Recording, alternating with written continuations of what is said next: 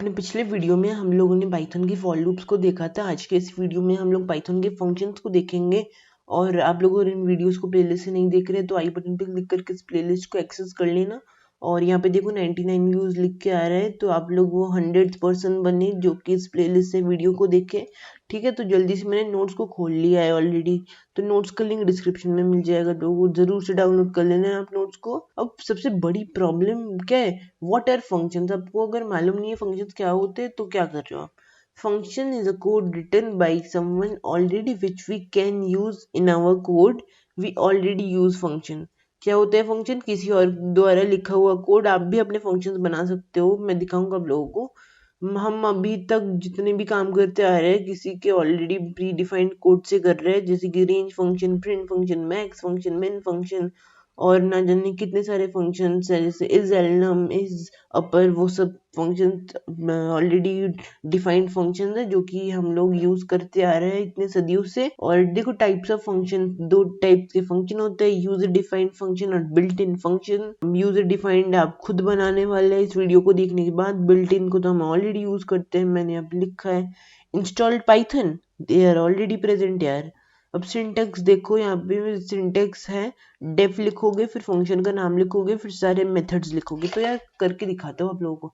मैं जल्दी से यहाँ पे क्लिक करूंगा और एक नई फाइल बनाऊंगा जिसका मैं नाम रखूंगा tut22.py और मैं फंक्शन का सिंटेक्स दिखाऊंगा आप लोगों को अभी। तो यहाँ पे मैं लिखूंगा डेफ, और डेफ के बाद मुझे फंक्शन का नाम देना पड़ता है। मैं जैसे फंक्शन लिख देता हूँ, फंक्शन। इसके बाद मुझे यहाँ पे ब्रैकेट्स लगाने पड़ते हैं, ओपनिंग ब्रैकेट, क्लोजिंग ब्रैकेट, उसके बाद कोलन लगाना पड़ता है। उसके बाद सारे के सारे मेथड्स डालने पड़ते हैं। मान लो कि मैं एक फंक्शन बनाता हूँ जो कि हेलो प्रिंट करता है। क्या प्रिंट करता है? हेलो। तो मैं यहाँ पे लिख दूंगा प्रिंट, यहाँ पे हेलो लिख दूंगा, हेलो, कोई बड़ी बात नहीं है। अच्छा, अगर रन करूँ इस प्रोग्राम को अभी मैं जल्दी से, और यहाँ पे देखो कुछ हुआ ही नहीं यार। हेलो प्रिंट क्यों नहीं कर रहा यार? हेलो इसने प्रिंट इसलिए नहीं किया क्योंकि ये बस अभी फंक्शन के अंदर डिफाइंड पड़ा है, इसलिए यह कुछ प्रिंट नहीं किया। हमने अभी तक इस फंक्शन को चलाया नहीं है। When we need to use a piece of code many times, we can't copy paste again and again. We wrap it inside a function. ये भी एक काम होता है फंक्शन का कि आप लोग मान लो आप लोगों ने कुछ काम करने का एक फंक्शन बनाया और हर बार अगर उसके फंक्शन के अंदर के कोड को आप यूज कर रहे हो, उससे बेहतर है कि फंक्शन बना लो, फिर फंक्शन को बार बार यूज करते रहो। मैंने यहाँ पे लिख रखा है डेफ माई फंक्शन, और यहाँ पे method function is now defined. Now if you want to run this won't do anything as it is kept inside a function which is not used yet. अब calling a function ऐसे कुछ इस तरह से आप लोग फंक्शन को call कर सकते हो। मैं यहाँ पे फंक्शन लिख दूंगा फंक्शन, और यहाँ पे func होना चाहिए फंक्शन लिख के, और ये करूंगा। और अभी ये कुछ आर्ग्यूमेंट लेता नहीं है, कैसे आर्ग्यूमेंट पास करेंगे दिखाऊंगा। ये देखो ये हेलो आ रहा है। अच्छा, अगर मैं इधर एक और इनपुट भी डाल दूं, मैं यहाँ पे लिखूं नेम इक्वल टू इनपुट, डाल दूं इनपुट और इनपुट, और इसके बाद मैं कुछ इस तरह से हेलो के बाद मैं नेम डाल दूं नेम, और रन करूं जैसे इस प्रोग्राम को। और मुझे भी अपना नाम डालना पड़ेगा। मान लो कि कुछ भी मैं अभी के लिए कुछ वैसे डाल देता हूँ, हेलो एसडीएफ आ रहा है। मैं मतलब कुछ भी इसमें कुछ भी नाम डाल सकता हूँ। मैं मान लो कि इसमें फ्लास्क डाल देता हूँ, मान लो मेरा नाम फ्लास्क है तो हेलो फ्लास्क आ रहा है। तो यही काम होता है इसके अंदर। अगर मैं इनपुट डाल दूँ और फंक्शन रन कर दूँ तो यही काम होता है फंक्शन का। और देखो function with parameter, def function with param, और कुछ एक्स वाई, जैसे मैंने आप लोगों को बताया था प्रिंट स्टेटमेंट के लिए, कितने सदियों से बताता आ रहा हूँ आप लोगों को प्रिंट स्टेटमेंट। मान लो कि मैं अभी एक प्रिंट स्टेटमेंट बस ऐसे खाली छोड़ देता हूँ प्रिंट करके, इसके अंदर एक वैल्यू पास होती है। मैं अगर कंट्रोल दबा करके लेफ्ट क्लिक करूँ तो देखो यहाँ पे मैं काम करता हूँ, यहाँ पे टॉगल वर्ड रैप कर लेता हूँ, टॉगल वर्ड रैप। और यहाँ पे देखो ये देखो ये जो डेफ फंक्शन कहा गया, ये मेरा प्रिंट फंक्शन। और ये देखो यहाँ पे ये प्रिंट फंक्शन है, इसके अंदर कुछ इसके इन दोनों ब्रैकेट्स के अंदर देख रहे हो कुछ पैरामीटर्स डाले हुए हैं यहाँ पे। ये हम किस तरह से पैरामीटर्स डाल सकते हैं मैं दिखाता हूँ। अच्छा, अगर मैं ये चाहूँ कि जैसे मैं मान लो फंक्शन के अंदर एक नाम डालना चाहता हूँ और नाम को करना चाहता हूँ, ना कि इनपुट लेना चाहता हूँ, कुछ इस तरह से। मैं कुछ ऐसा करूँगा, मैं दिखाता हूँ। मैं अगर चाहता हूँ कि जो नाम है उसको हेलो कर दे फ्लास्क और हेलो फ्लास्क कहे, ऐसे तो नहीं चलेगा। मैं दिखाता हूँ आप लोगों को, अभी जल्दी से रन कर दो इस प्रोग्राम को। और देखो, take 0 positional arguments but 1 was given. अच्छा, अगर मैं यहाँ पे नेम डाल दूँ, नेम एक पैरामीटर डाल दूँ, हेलो के बाद अभी अगर मैं नेम डाल दूँ नेम, और यहाँ पे रन करूँगा इस प्रोग्राम को, हेलो फ्लास्क कह रहा है। अगर मैं इस नेम को चेंज कर दूँ, हेलो पांडा कर दूँ इस नेम को, देखो यहाँ पे हेलो पांडा आ रहा है। अगर मैं चाहूँ इस प्रिंट नेम करना नेम, और ये नेम एरर क्यों आ गया, नेम करना चाहूँगा अभी मैं, और यहाँ पे नेम इज नॉट डिफाइंड, पता है क्यों आ रहा है? क्योंकि ये वाला एक लोकल वेरिएबल है। अब ग्लोबल और लोकल वेरिएबल क्या होता है बताऊंगा आप लोगों को बाद में। अभी आप समझ लो क्या होता है लोकल, एक लोकल वेरिएबल होता है, ग्लोबल वेरिएबल होता है। अब यही बस समझ के रख लो, अभी बाद में समझा दूंगा सही से। आप कुछ इस तरह से फंक्शन के अंदर पैरामीटर्स डाल सकते हो। मान लो कि मैं एक और फंक्शन बनाता हूँ जिसका मैं नाम रखता हूँ प्रोडक्ट।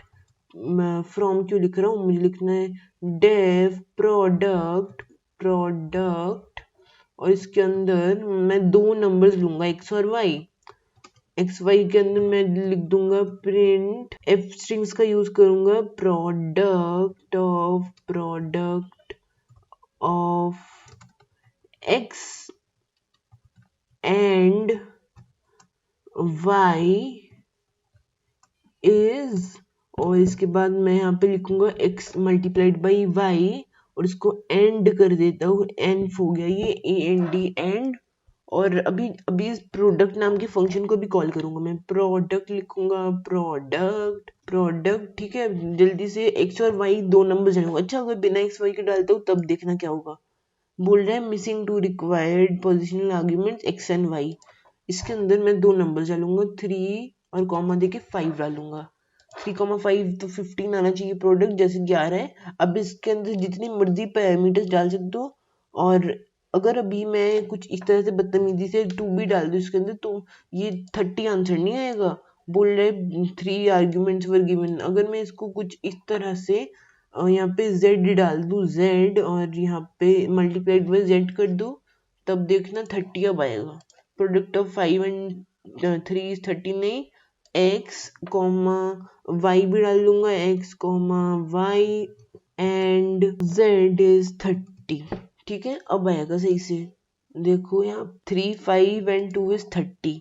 तो ऐसे हम लोग डाल सकते हैं पैरामीटर्स किसी भी एक फंक्शन के अंदर। अब अगर मैं चाहता हूँ कि इस वेरिएबल के अंदर इस फंक्शन को रैप करना है, जैसे कि मैं दिखाता हूँ आप लोगों को। मान लो कि मैं एक वेरिएबल बनाता हूँ मल्टीप्लाई नाम से, मल्टीप्लाई, और मल्टीप्लाई के अंदर मैं कुछ इस तरह से प्रोडक्ट डाल दूंगा, प्रोडक्ट। और अभी मैं प्रोडक्ट 3, 5 और 2 डालूंगा। इसको जल्दी से यहाँ पे पेस्ट कर देता हूँ, 3, 5, 2। अब अगर मैं करूँ प्रिंट मल्टीप्लाई, और यहाँ पे रन करूँ इस प्रोग्राम को, यहाँ पे हेलो पांडा आ रहा है, फिर प्रोडक्ट ऑफ 3, 5 एंड 2 इज 30 आ रहा है यार। उसके बाद ये नन दे रहा है। बट वाई यार, नन क्यों दे रहा है ये? नन इसलिए दे रहा है क्योंकि नन रिटर्न कर रहा है। ये देखो यहाँ पे लिखा है मैंने, बट इट रिटर्न्स नन। तो किस तरह कुछ रिटर्न करवाऊंगा मैं इससे? मैं इधर इसको रिप्लेस कर दूंगा, कुछ इस तरह से इसको रिप्लेस कर दूंगा। सबसे पहले खैर रिप्लेस नहीं कर दो, कुछ और ही कर देता हूँ। मैं यहाँ पे लिख देता हूँ return x plus y plus z return कर देता हूँ, ताकि जो सम भी आ जाए प्रोडक्ट भी आ जाए। और 3, 5 और 2 का जो सम होता है वो होता है 10, और यहाँ पे देखो 10 आ रहा है। अगर मैं इसको कुछ इस तरह से, इसको मतलब कुछ इस तरह से कॉपी कर दूँ, फिर पेस्ट कर दूँ, और ऐसे इसको रन करूँगा, और देखो यहाँ पे ये 10 नहीं आ रहा है इस बार। देखो आप लोग जल्दी से कमेंट आउट करके रन करते हो इस प्रोग्राम को। अब देखो बस प्रोडक्ट आ रहा है और 10 नहीं आ रहा है, क्योंकि ये रिटर्न वैल्यू के अंदर 10 पड़ा हुआ है। और जो प्रोडक्ट बस जो हमने प्रिंट करवाया है फंक्शन के अंदर है, इसलिए हो रहा है। यहाँ पे देखो return statement hello I am in function, और ऐसा आ रहा है hello I am in return 2.0 आ रहा है। अब डॉक स्ट्रिंग दिखाना चाहूंगा मैं आप लोगों को। डॉक स्ट्रिंग्स, किसी भी फंक्शन के बारे में हम लिखना चाहते हैं तो हम डॉक स्ट्रिंग्स का यूज करते हैं। बहुत फंक्शंस हैं, डॉक स्ट्रिंग्स हर एक मतलब ऑलमोस्ट फंक्शंस में होते हैं यार। जो प्रोफेशनल डेवलपर्स होते हैं वो अपने फंक्शन के अंदर डॉक स्ट्रिंग्स डाल लेते हैं, और डालना भी चाहिए डॉक स्ट्रिंग्स। मान लो मैं यहाँ पे एक फंक्शन बनाता हूँ, इसके अंदर डॉक स्ट्रिंग मैं ऐसे डालूंगा कुछ इस तरह से। और अभी तो आप बोलोगे कि यार तुमने तो ये तो मतलब एक कमेंट डाल दिया, मल्टीलाइन कमेंट। जी नहीं है, मल्टीलाइन कमेंट नहीं है। मैं इधर लिख दूंगा दिस इज डॉक स्ट्रिंग और स्ट्रॉन्ग नहीं स्ट्रिंग, और यहाँ पे दिस फंक्शन, और फालतू की चीजें नहीं लिखूंगा, बस थोड़ा सा इंफॉर्मेशन डालूंगा। फंक्शन मल्टीप्लाइज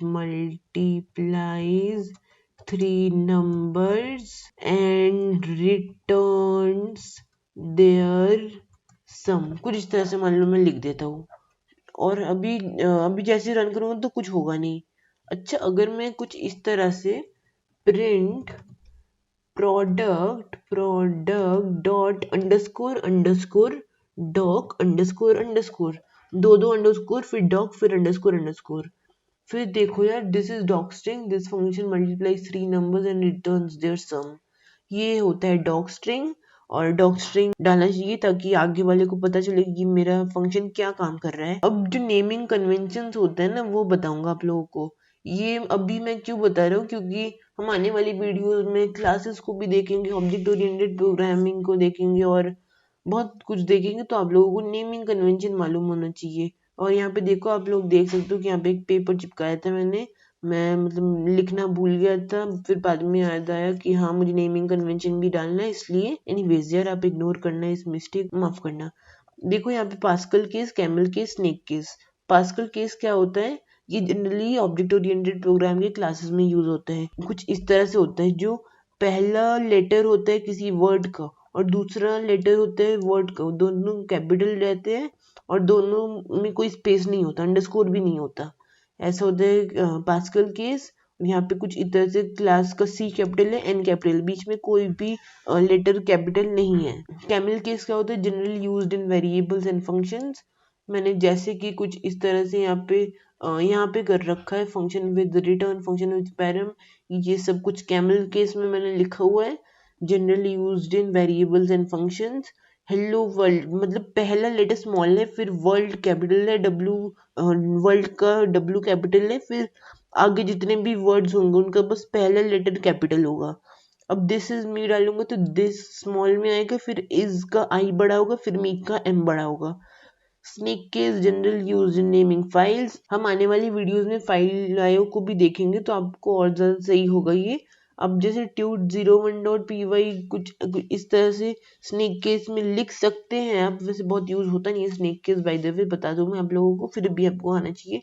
इसमें क्या होते हैं, 2 वर्ड होते हैं मगर उनके बीच में ना अंडरस्कोर होता है पढ़ने के लिए, ताकि रीडर को आसानी हो। अगर मैं बिल्कुल हेलो वर्ल्ड बिना मतलब समझ रहे हो, बिना किसी भी लेटर को कैपिटल करके लिख देते तो यार सामने वाले को बहुत तकलीफ होती। Auto underscore generated dot log डालूंगा तो समझ जाएगा यूजर, अच्छा ऑटो जनरेटेड डॉट लॉग है, दोनों शब्दों को अलग करने की कोशिश की गई है इसमें अंडरस्कोर के द्वारा। तो आशा करता हूँ कि आप लोगों को ये वीडियो समझ में आ गया होगा। और फंक्शन कैसा लगा आप लोगों को आप लोग जरूर से बताना। और देखो यहाँ पे एक फंक्शन बनाया है जो कि स्क्वायर करता है। This function give the square of number author tubelight location circuit print n into n। ये n इसने पैरामीटर लिया, फिर 3 का स्क्वायर रिटर्न कर दिया। रिटर्न नहीं किया, प्रिंट किया। रिटर्न करना और प्रिंट करना दोनों अलग चीजें हैं। और ये चीज ना एक कमेंट नहीं है, मैंने यहाँ पे देखो लिख रखा है not a comment, this is the doc string. और जो भी लाइन फंक्शन के पहले लाइन में होगा वो डॉक स्ट्रिंग कहलाएगा। अंडरस्कोर डॉक अंडरस्कोर से आप लोग इस डॉक स्ट्रिंग को ले सकते हैं। मैंने नोट्स में मेंशन नहीं किया कि ये डॉक स्ट्रिंग्स का, और लगता तो नहीं है। एनीवेज यार मैंने आप लोगों को कोड में बता दिया ना, बस समझ गए ना आप लोग। Underscore doc underscore. आशा है कि आप लोगों को फंक्शन समझ में आ गया होगा। वीडियो अच्छा लगा हो तो जरूर से लाइक करना, वीडियोस को शेयर कर देना, प्लेलिस्ट से देखना वीडियोस को। तो बस इस वीडियो में इतना ही, अगले वीडियो में मिलते हैं आप लोगों से।